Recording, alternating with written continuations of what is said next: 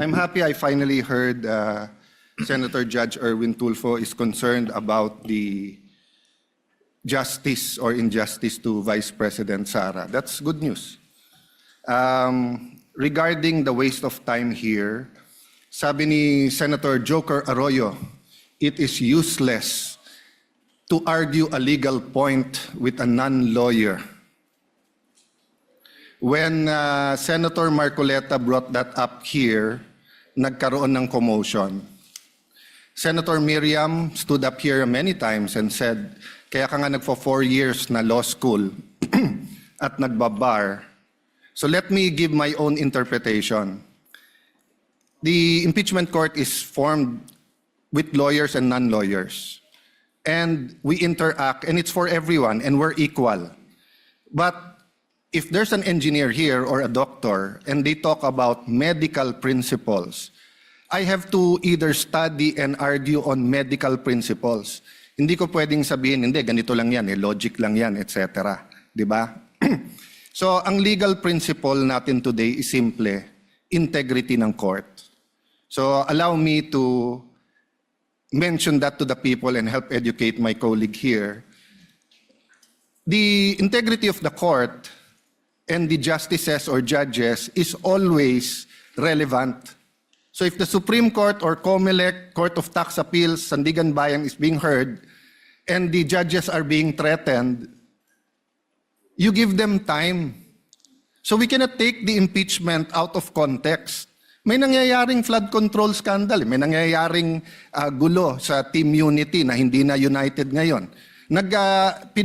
We consider Senator Marcoleta and Senator Jinggoy political prisoners, weaponized yung Blue Ribbon Committee at weaponized yung ano. So Mr. President, hindi tama na sabihin na I wasn't, after we brought up the problem with NBI, they doubled down, naggumawa pa ng task force. I mentioned 2 colleagues sa Salian, I didn't accuse them. Sabi ko lang, just like Vice President Sara, just because tumaas ang SALN, can we already ask for the BIR, for the AMLA and the bank accounts? So sabi ko, yan ang i-discuss namin sa Monday. Nag-react na, nag-accuse. I did not take up your accusations here today. Si Secretary Vince Dizon, 3 beses na nag-verify sa Taguig. Sinabi na 3 beses na walang ghost. Ngayon, i-verify ulit. I wasn't going to bring that up, but then i-question ninyo si Senator Padilla. It was all over the news na hindi niya inintindi or he snubbed the ombudsman. I was going to stand up before Senator Erwin stood up just to say, may registered mail. So nung una pa lang, 5 minutes si Senator Tulfo, so I'll take the 5 minutes also if you don't mind.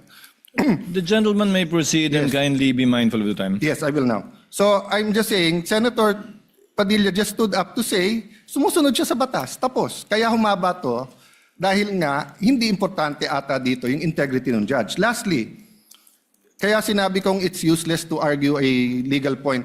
Ilang beses ko na narinig dito. It's our job to clear or prosecute the Vice President. Hindi po. It's our job to try and to decide. It's the prosecution's job to try to prosecute, and it's the defense job to convince us na wala. Our job is to try and to decide. And when you decide, you acquit or you convict. Why is that important? These are legal terms. Hindi pwedeng yung nanonood na law student ngayon sasabihin, trabaho pala ng judge to clear or to prosecute. Thank you, Mr. Presiding Officer, Mr. Senate President. Thank you, Senator.